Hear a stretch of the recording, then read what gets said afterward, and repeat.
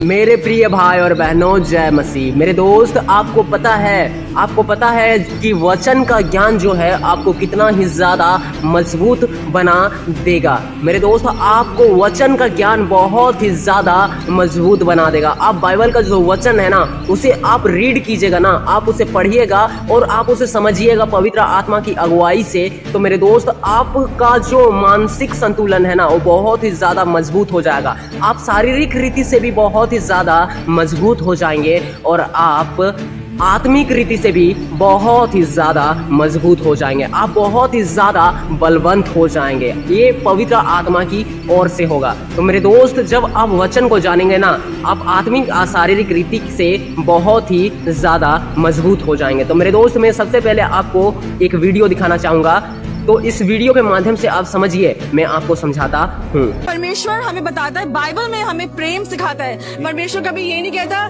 कि आंख के बदले आंख या पिटाई के बदले पिटाई। परमेश्वर कहता है अपने सताने वालों के लिए प्रार्थना करो, अपने दुश्मनों से भी प्रेम करो। जो तुम्हें तो कह रहे हैं कि धूप बत्ती जलाते हैं, मोमबत्ती जलाते हैं और अपराध करते रहते हैं। बाबा रामदेव जी के लिए भी हम प्रार्थना करते हैं कि प्रभु उनको भी कभी सत्य का मार्ग दिखाए। कहना सच्चाई स्वीकार नहीं होगी आप लोगों को जो आरोप लग रहे हैं। देखिए, हम सत्य जानते हैं, सत्य मार्ग, सत्य और जीवन प्रभु यीशु मसीह है।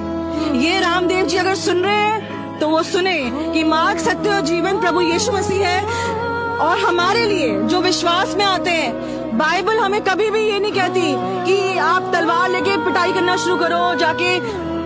हमारे बाइबल, हमारा जो हथियार है वो हमारी प्रार्थना है। जब प्रभु यीशु मसीह ने हमें प्रार्थना करना सिखाया है, हम यहाँ पे आए भी हैं सिर्फ एक विनती को लेके आए हैं। आप देखिए, इस प्रोटेस्ट का नाम रखा गया पीसफुल प्रोटेस्ट।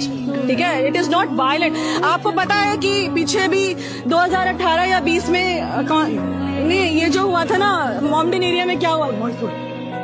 पीसफुल नहीं था वो प्रोटेस्ट, लेकिन हमारा प्रोटेस्ट पीसफुल क्यों? क्योंकि हम शांति के लोग हैं, शांति, प्रेम, सेवा के लोग हैं। क्योंकि यही यीशु मसीह दुनिया में दिखा के, सिखा के, करके गए हैं। तो जो उनको एक्सपीरियंस करते हैं वो उनके पीछे चलना चाहते हैं। और जो ये आदित्यनाथ जी कहते हैं सनातनियों का। तो मेरे दोस्त, जिस प्रकार आपने देखा कि ये जो रिपोर्टर है इस दीदी को सवाल पूछता है ईसाइयों के विषय में, तो ये दीदी जो है कितना ही सटीकता से जवाब देती है। क्यों जवाब देती है? क्योंकि वो आत्मिक रीति से और शारीरिक रीति से बहुत ही ज्यादा मजबूत हो चुकी है, बलवंत हो चुकी है। तभी ये वचन के द्वारा वो कितना अच्छा उस रिपोर्टर को जवाब दी, उसे समझाई, कितना अच्छा। ठीक उसी तरह मेरे दोस्त, यदि हम वचन जानेंगे, आप भी वचन को जानिएगा, तो आप भी बहुत ही अच्छा से शैतान से लड़ सकते हैं। शैतान से ही नहीं, बल्कि हर एक मनुष्य जो आपको सवाल करेगा, आप वचन के द्वारा उसे जवाब दे सकेंगे। आप आत्मिक रीति से लड़ सकेंगे। मेरे दोस्त, वचन आपको बहुत ही ज्यादा मजबूत बनाता है, इसलिए वचन पढ़ना बहुत ही ज्यादा जरूरी है। मेरे दोस्त, परमेश्वर आपको संभालेगा। इसलिए मेरे दोस्त, मैं आपको और एक वीडियो दिखाता हूँ। इस वीडियो को देखिए और इस वीडियो के माध्यम से जो चीज मैं आपको समझाऊंगा उस बात को समझिए। देखिए इस वीडियो को पहले। दिल की बात कभी किसी को नहीं बताई, क्योंकि किसको बताऊंगी जाकर। मैं हमेशा बाथरूम में रोती थी या रजाई में अपने मुंह को डाल के रोती थी। किसको बोलूंगी? रात को मैं से रो के प्रार्थना कर रही थी कि प्रभु यीशु, आप मम्मी को चंगा कर दो। उस रात को छुआ, मैंने देखा मम्मी पहली बार 4 साल से नहीं उठे, बैठ गए ऐसे करके। मैंने कहा मम्मी क्या हुआ? मम्मी कहती बहुत रोशनी आई, किसी ने उठा के मुझे बिठा दिया। तो जब मुझे वहाँ पे ले गए, उन्होंने चेक किया, उन्होंने कहा बेबी को मेरे 4 घंटे हो गए, इनको ऑपरेशन करना पड़ेगा जल्द से जल्द। वो भी संडे का दिन था। मुझे ऐसा लगा किसी ने मुझे यहाँ मारा है। ऐसे करके हाथ लगा, स्ट्रेचर पर डाला, अंदर डिलीवरी रूम में ले गए। बच्चा अपने आप हुआ, उनको ऑपरेशन करने की जरूरत नहीं पड़ी। जब बेबी हुआ तो उन्होंने बोला कि सामा, मुझे पता है बच्चे की रोने की कोई आवाज नहीं है, कुछ नहीं, क्योंकि वो डरते हैं। मैंने उसी समय उठ के बैठ गई। वो कहते नहीं, आप उठ नहीं सकते ऐसी हालत में। मैंने कहा नहीं, मैं उस प्रभु यीशु मसीह को मानती हूँ जिसने मरे हुए लाजर को 4 दिन के बाद जिंदा कर दिया। इस बच्चे को मरे तो 4 घंटे हुए हैं। मेरे प्रभु, आप इसे जीवित करने के लिए सामर्थ्य हैं। उसी क्षण उस बच्चे ने सांस लिया, बच्चा रोया, उस बच्चे में प्रभु ने जिंदगी डाल दी। मैंने उसी समय कहा कि प्रभु, ये जिंदगी आपकी है। तो मैंने अपनी लाइफ में एक बात नोट की है, क्योंकि मैं उस संसार में से आई हूँ, उन चीजों में से आई हूँ जहाँ पर हम बहुत स्ट्रगल करते हैं। स्ट्रगल करने के बाद भी हम कुछ नहीं कर पाते।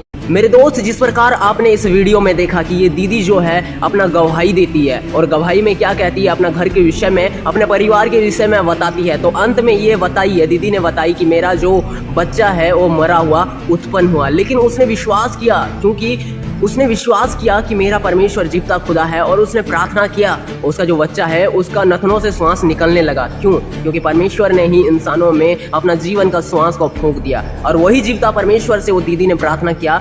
तो देखो, उस परमेश्वर ने सुना, क्योंकि वो जीवता खुदा है। उसी ने सारा संसार को बनाया, हर एक मानव जाति को बनाया, आपको भी बनाया, मेरे को भी बनाया, और उस दीदी का कोख में जो बच्चा था उसे भी परमेश्वर ने बनाया। लेकिन क्या हुआ? वो मरा हुआ पैदा हुआ। लेकिन परमेश्वर से उस दीदी ने प्रार्थना किया कि मुझे मेरा बेटा जो है वो मरा हुआ पैदा हुआ, बोल के प्रार्थना किया। तो देखो, परमेश्वर ने उस दीदी का जो बच्चा था उसमें जीवन का श्वास को फिर से फूंक दिया, और वो बच्चा जो है मरा हुआ था वो जिंदा और जीवित होगा, है ना, जिंदा और जीवित हो गया।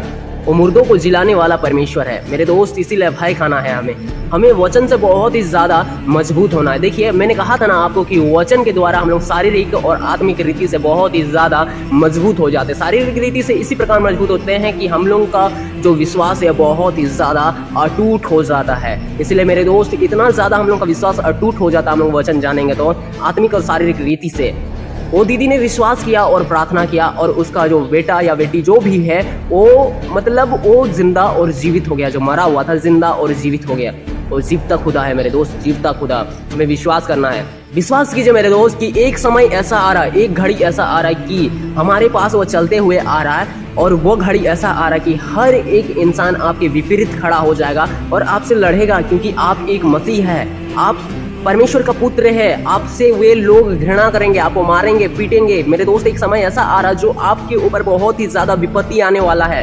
तो उस विपत्ति के लिए आपको वचन को जानना बहुत ही ज्यादा जरूरी है। यदि आप वचन में कमजोर रहेंगे तो आप उनसे लड़ नहीं पाएंगे, आप तो हाथ उठा देंगे, और जिस दिन आपने हाथ उठा दिया तो आपका बहुत ही बड़ा पाप हो जाएगा। जिस प्रकार मेरे दोस्त शमौन पतरस ने उस दास का कान को काट दिया था, तो यीशु मसीह ने उससे कहा कि अपना तलवार मयांग में रखो।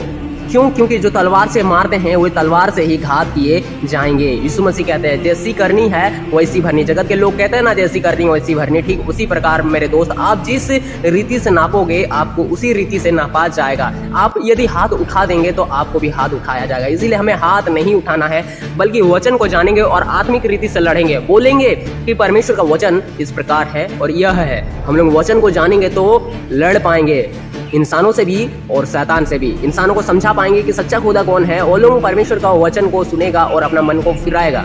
हालेलुया मेरे दोस्त। चलिए मेरे दोस्त, आज का वीडियो बस यहीं तक था। आशा करता हूँ कि मैंने जो कुछ भी आपको बताया आपको समझ में आया होगा।